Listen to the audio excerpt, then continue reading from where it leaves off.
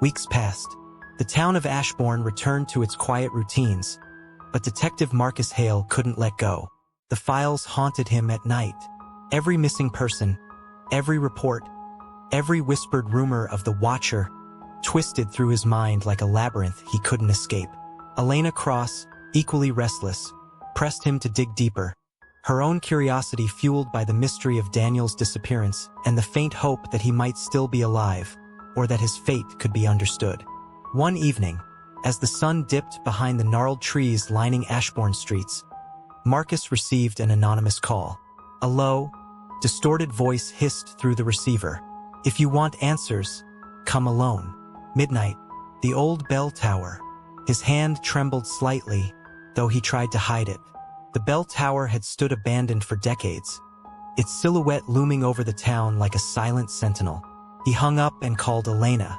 To his surprise, she had received the same message. That night, the wind howled like a chorus of lost souls as they climbed the creaking wooden stairs of the tower. Each step moaned beneath their weight, a warning or a welcome. Marcus's flashlight beam cut through the shadows, revealing cobwebs and the remnants of forgotten lives. At the top, Elena was already waiting, her eyes wide, the faint moonlight illuminating the tension in her face. Before either could speak, a slow, deliberate clap echoed through the chamber, bouncing off the cold stone walls. From the darkness emerged Father Benedict Ward. His eyes, calm and piercing, seemed to hold centuries of secrets. "You shouldn't have come," he said, his voice a mixture of regret and warning. Elena's voice trembled. "You knew all along, didn't you?" The priest sighed, the weight of decades etched in his features. "Ashbourne is bound by a covenant, an ancient pact. Every 20 years, one soul must be given. That is why Daniel disappeared. That is why others before him vanished. And it is why this town survives." Marcus's jaw tightened. "You mean sacrificed?" Father Benedict's face darkened. "Without the offering, the town would not endure. The Watcher would take all of us. You cannot comprehend its hunger, its patience." A sudden gust of wind slammed the bell tower doors, rattling the timbers.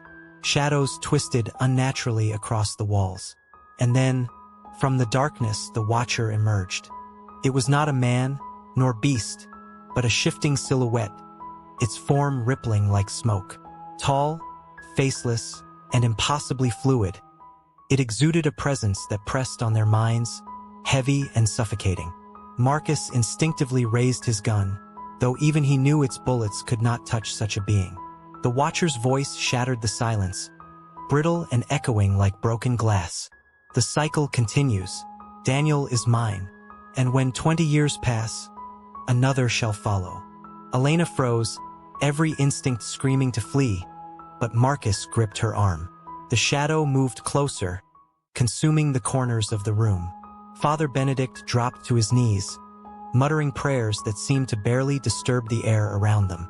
And then, a flicker of courage.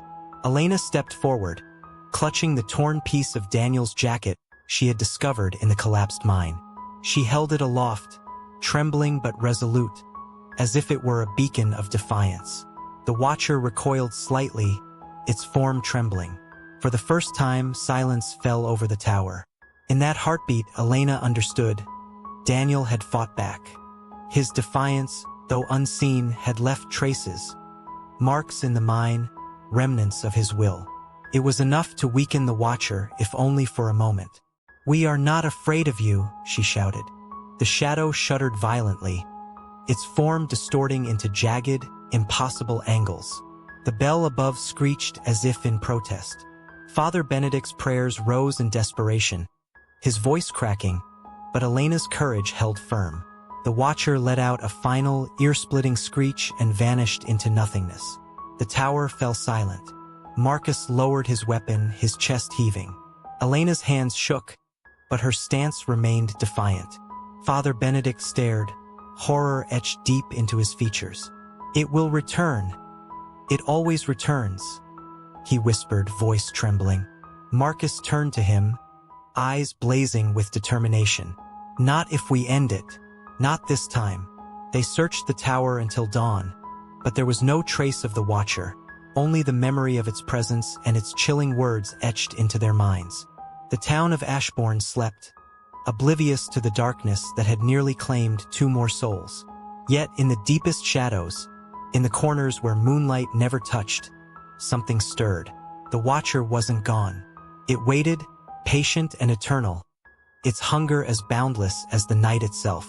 And somewhere, deep inside Marcus and Elena, a single thought lingered. It had chosen, and it was only a matter of time before it chose again.